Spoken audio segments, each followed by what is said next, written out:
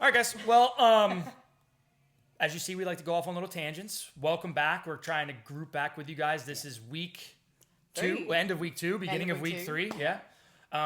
So we're kind of rolling with steam now. We got everything kind of going. Hopefully, some of those habits are starting to be a little bit more normal. We're not forcing them as much. Yeah. And then the ones that are a little tougher, maybe we still are forcing them, but we're it's getting a little bit easier, maybe. Yeah. Or we're figuring out different pathways to make that happen. Also, second week, we started kind of focusing more on what our goal would be. Yeah. So we want to make sure you guys kind of fire in on what that goal is going to be, or start asking us a few questions if you have a few in mind and you're not sure which one's the one. Yeah. And again, like thinking about what your milestones are going to be for that goal. Like when is the goal going to be achieved? And what are those milestones that you can acknowledge and celebrate along the way? We also asked you to think a little bit more about your fuel, your carbohydrates. So general question for the group, how's everyone feeling energy-wise? This is something, again, like we talked about, you are your own experiment. Absolutely. So if you're not feeling the change, we're not going to know. Yeah. So you guys have to be vocal with us or hit us up in the thread and say, hey, this week felt really good, or this week I kind of tripped up a little bit, or I'm hitting a speed bump every week and I don't know what to do to get over it. Again, if you don't feel comfortable throwing it out in the thread, message us independently or ask us in the gym, pull us over to the side. This is what we're here for. I see that there's definitely a handful of us that are very active in there, and there's a few of us that are just like the Instagram accounts where we have them just so we can see what's happening. And that's fine. But if you guys are having questions or you're coming over hurdles, please ask. Yeah. That's why we're here. And again, we want to help. Yeah. So carbs was our kind of touch on last week. Carbs can be a minefield. We're talking about refined, unrefined, processed, unprocessed. Again, like I did a little video on fiber. Let's try and stick to the whole foods, and we're fueling for workouts. Things like apples, bananas, applesauce, really good one. Yeah, most of your fruit is going to be good carbs. And pre-workout, quick carbs. I really hate, and I hate to even say hate, but I really hate when people say like, "Oh, I can't have fruit has sugar in it." Well, no shit. Okay, but this is not kid-friendly video. I have to remember that. Bleep. But it's one of those things where we don't want to overdo it. Yeah. But that is where we're going to get that little burst of energy. That's where we're going to get that little bit of drive to keep our workouts moving well, or we can kind of squeeze in some carbs where we need to that aren't those over-processed ones. Yeah. All right. Moving on to week 3. So again, keeping all of those habits and goals in mind. So consistency. Now this one, I've had a few issues with this one. What does consistency actually look like? And personal opinion, I think when people have a visual of consistency, their visual is actually perfection. Yeah, most 100% of the time, and especially in this day and age, it's like not only perfection, but it's instant perfection. Yeah. So it's like, oh, it didn't happen this week. It didn't happen that week after. Okay, what's going on? What's wrong? It's like you need to give it time to kind of work. Now, if you're starting something and it's just like fail, well, you're still being consistent, but just not in the right direction. So like, don't beat yourself up over it. Putting that effort forward and throwing your name in the ring is what we're looking for. Yeah. Winning the race every time, that's like the very bottom of the list. So we're just looking for you to show up and start. Yeah. And then we're going to add little things to each one of those starts. So if you show up every day, great. The next time you show up every day, now we're going to give you a little ticket. Okay, cool. Now you keep doing that. Now we're going to give you a ticket and you're going to get to ride the ride. Yeah. And it's like we're going to just keep going up every single time. And that's where the consistency is. We're consistently building upon our foundation of getting that water in the morning, making sure we're getting our protein in for every meal, making sure we're getting those workouts in, or we're getting a little extra work in. We're paying attention to what we're doing. We're not just turning the brain off and going in and doing mindless work. Yeah. And now we're paying a little bit more attention of, hey, did I get some carbs in today? What were those carbs? Did I just eat a peanut butter and jelly sandwich? Or did I have some good fruit, or did I have a nice starchy veg, or what was my carb for today? Yeah. So all the cliches in this one, it's progress, not perfection, and consistency over perfection. Like thinking that you are going to be able to consistently train at 110% every single day and not burn out is a absolute myth. Like, some days you've had a mad day at work, all you can do is turn up to the gym, practice something for 10 minutes, and then go home. That is still a form of consistency. Okay, it's like you are still showing up, you're still doing the work. It's not about kicking all of those goals every single time you come in. And same with food, like, things happen. So, like, coming up to the holidays, yes, your meals might be a little bit different. Yes, they might involve things that, not necessarily, so I hate using good or bad, but there's a different. lot more tempting. Yeah. There's a lot more temptations out on the table during the holiday. And excuse me. Again, we're not trying to demonize food, because Oh my God, no. food is life, man. We need food. But just like everything we're talking about, we want moderation, and we want you to be conscious of your choices. Yeah. So if you choose to eat a little bit of everything from the table, realize the consequence of that is, I'm going to be really full, my belly might not feel good, or I'm going to take really small portions and try everything, and I'm going to be stoked at the end of the day. Like, just realize something's going to come out of that decision. It's not just like, let's send it in and see what happens, and then tomorrow when I show up to go to the gym and I feel all funky because I ate 5 plates of leftovers or whatever the case is. We all get there, and we all have like that cousin or uncle or whatever that's like, come on, let's have this, or let's make these, and that's fine too. Like, enjoy your time with your family. Again, we're not trying to demonize anything, but Consistently make your choices. yeah, and be That's what we're conscious of your choices. Yeah, and it's, again, if once you get into that habit and routine of consistently making those choices, it becomes second nature. Yeah, absolutely. And again, with the consistency and not perfection, one day or one meal out of your 3 to 4 meals a day out of 365 days of the year, out of how many years of your life, is not going to be as consequential as consistently making bad choices. Or consistently just not choosing and just letting stuff happen. Yeah. There's a lot of people, I was guilty of this for a long time, that just like, you just go with the flow. And for a while it feels good. I just do this, I'll do that. But when you have a goal of something at the end of the day, you gotta have to prioritize some things. And so that's where we want you guys to make those little choices. We're not saying you gotta lock in and be hyper analytical about every single little thing and like drive yourself insane. But again, don't just, I'll have that. Just take a second, see what your options are, try to make the best option as best you can. So, consistency. And consistency, again, may look different to other people.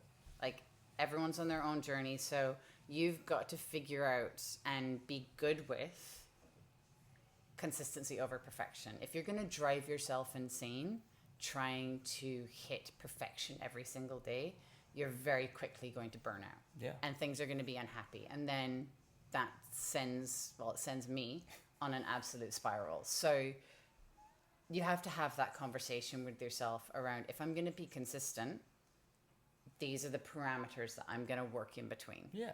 I mean, and you can even like dumb it down as much as, because we've all been there, ideally, is like school. If you've graduated high school or you graduated any sort of school, elementary school, whatever the case is, you consistently had to show up every single day. Now, was every day good? Heck no. Was every day awesome? Heck no. Some days you had wins, some days you had losses, but you still graduated. You still made it through. Some of you did well, some of you didn't do well. But it's like, that's a good reference of consistency. Like, I had to go every day. Like, were those days all good? No, I dreaded some of those days. Some of the days were some of the best days of my life. But it's one of those things where, like, hey, I made it through. I look back on it now and go, that wasn't so bad. And it's like a learning ground to kind of set some standards for what your next thing is going to be. Yeah. So consistency, let's make sure that we're starting to make an effort to go through that. And again, don't beat yourself up if it's not perfect. That's not the purpose. I'm just thinking of instances where I've done that to myself and it's really bad. I mean, we all do it. We're very conscious of just like beating ourselves up because we want the best for ourselves. Yeah. And then we are always our worst critic because we're the one in our own head or talking to ourselves. And that's something I see now more too with some like these self-help books and that kind of stuff. They kind of like, they have their moments and they don't. And I think they have a place. Don't get me wrong. We all don't have a friend who you can kind of backboard stuff off of that is logical or like has their feet on the ground. You can kind of go like, okay, I respect what they're saying. But remember, like, the person you talk to the most is the person between your ears. So let's be kind to that person. And when people said that to me the first time, I'm from the Northeast. I'm like a F you, how you doing kind of guy. And that's how I greet my friends. So I'm not going to be that like, oh, good job, Andrew, how you doing? But I have a little bit more excitable inner talk, but it's still nice. I'm not talking down on myself. I'm not being mean to myself. I'm encouraging, but maybe in a little bit different way. So learn your inner voice and remember that, like, that's the one you're talking to or hearing the most. So change that voice if you need to, because remember, at the end of the day, you're the one in charge of that. Believe it or not, you are. Big time. All right, last thing for week 3. Now, the dreaded word. The F word. But it's the good F word. It's the good F word because it's super important in our life, and that's fats. So third macronutrient, we've been through protein, carbs, fats. So you would have seen in your sort of daily servings, I think the handout in the first week, you should be getting a serving of good fats in at least every meal. Thumb size is the visual, but... So just, again, for like just little reference, a tablespoon of butter, small serving of oil or dressing. Salad dressing, or a small scoop of mayonnaise or something like that. There's all these little things. An avocado, like a quarter of an avocado, or there's all these little things that you can get your fat from or are sneakily already in the things that you're eating. Yeah. So nuts are the big one on that one. Super guilty when I first started kind of getting into some stuff, or I want to eat healthier or whatever. I'd go get the big thing of nuts and I'm sitting there eating handfuls of it. And I'm like, I'm not losing any weight. I'm almost kind of gaining weight. Like, what's going on here? And it's like, you turn that thing around and it's, how many calories is in a serving? Yeah. Not too bad. Well, how much is a serving? 5 nuts. Well, I just ate 50 nuts. So like. So to put this in relative terms, so for carbs and protein, 1 gram of either of those equals 4 calories. Fat, 1 gram equals 9 calories. So as far as density, density, energy source, it is a lot more dense. You're going to get a lot out of 10 grams, or a lot more than you would out of 10 grams of carbs or fats.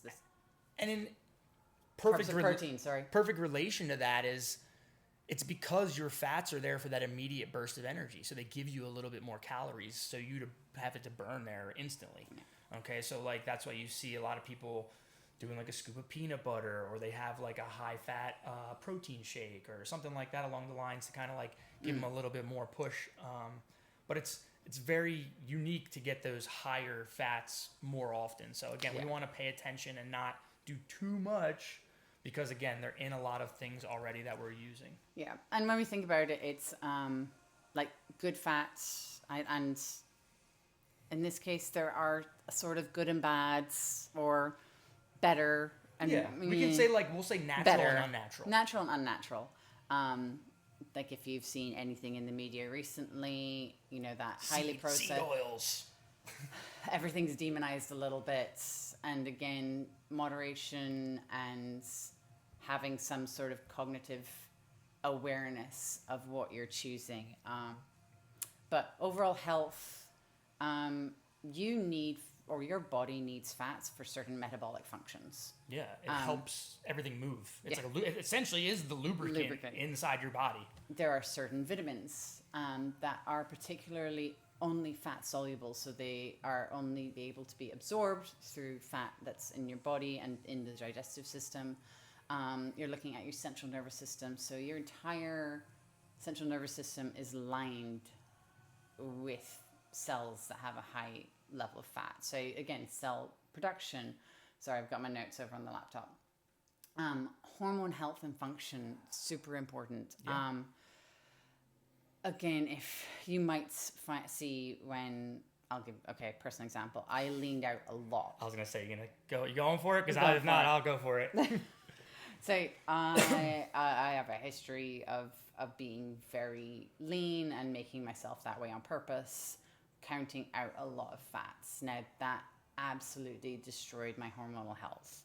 And I won't, like, if you can Google that, like, for all you gents out there that don't want to hear it, but it absolutely took me to the rock bottom of my hormonal health. I spent years trying to get that back to any sort of normalcy, and the work that I had to put into compared to what it took me to go the opposite direction and be unhealthy hormonally was so much more exhausting, and I had to be like, it's so much more work to get back to that normal hormonal literally balance. Systems in the body will shut down. Yeah.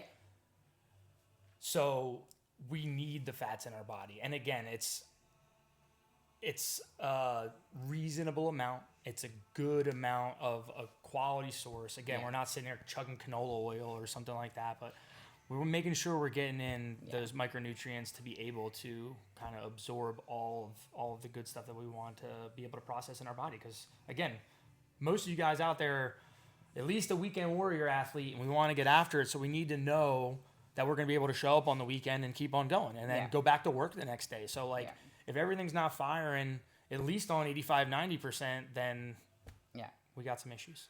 Definitely.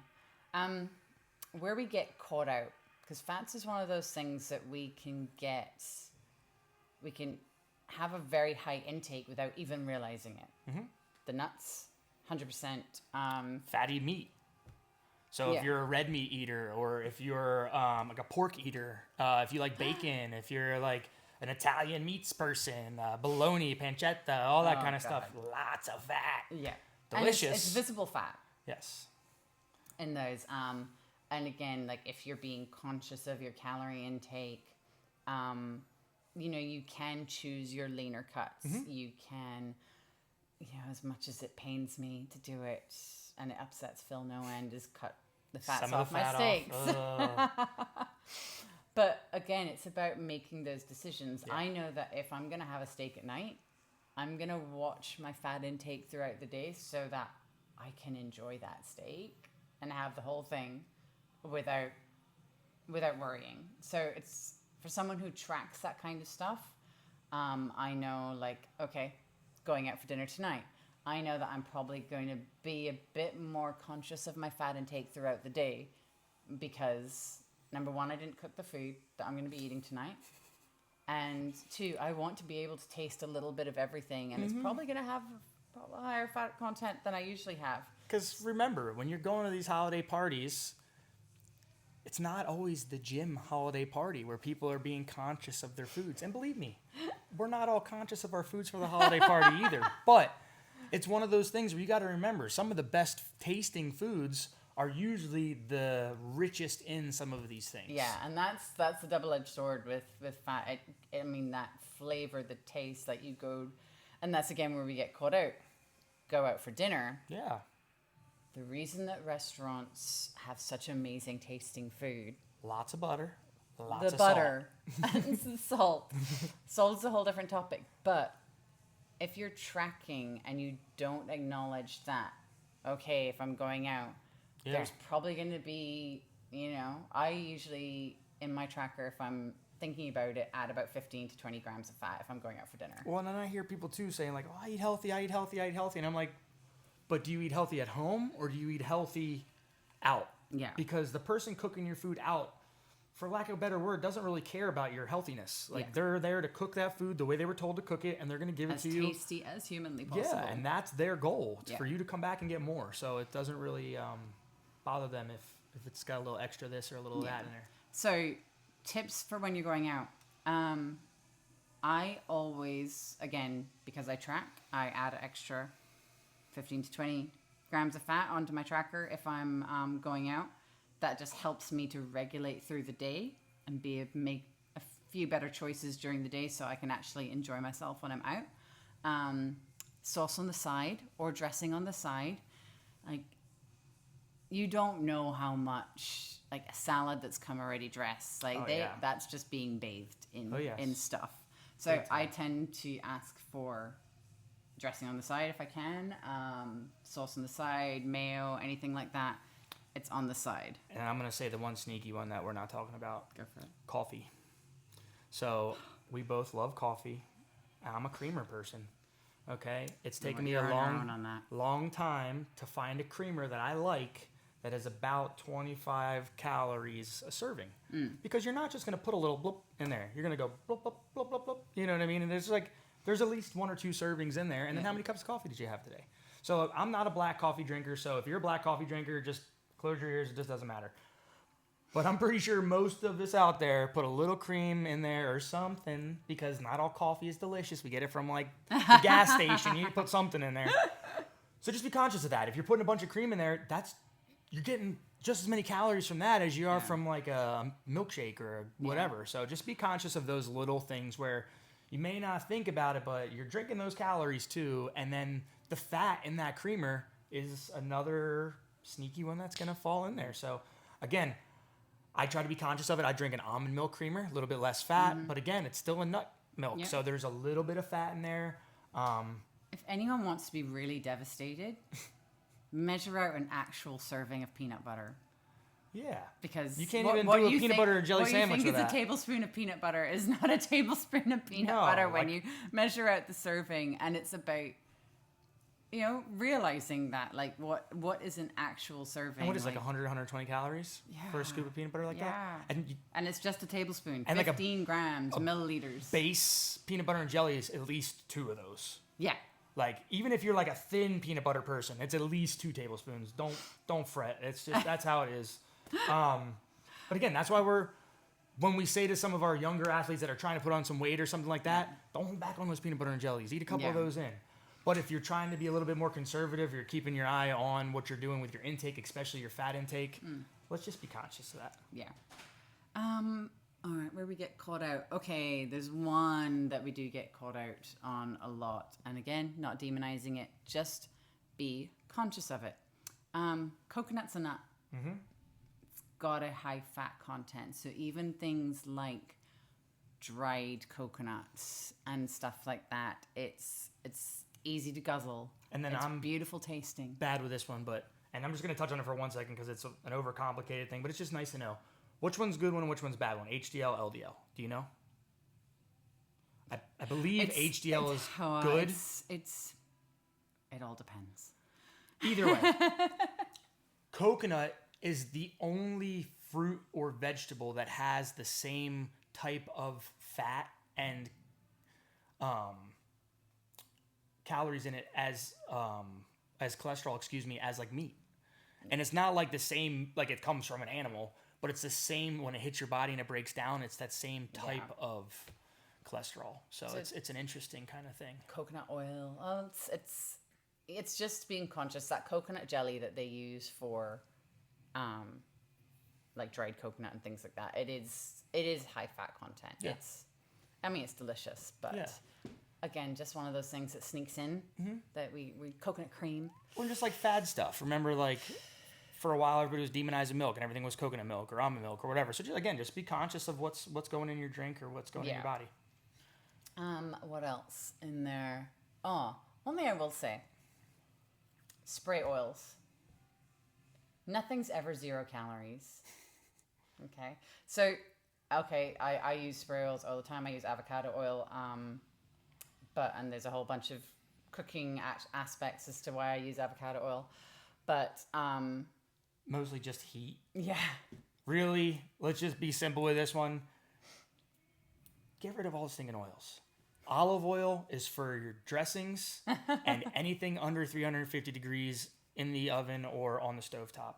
If you need anything else, put a little bit of butter in your olive oil. It won't burn, and you can essentially go a little higher in temperature, and you can do what you need. But with the spray oils, if you stand there and spray for 2 minutes, that's a lot. And I've done this. I've actually sprayed into a container and then measured it to see how much actually comes out, and it came out to like 7 grams of oil. Oh wow! Which is so just being conscious, like it's an easier way to cover things with a lot less, like you're not glugging.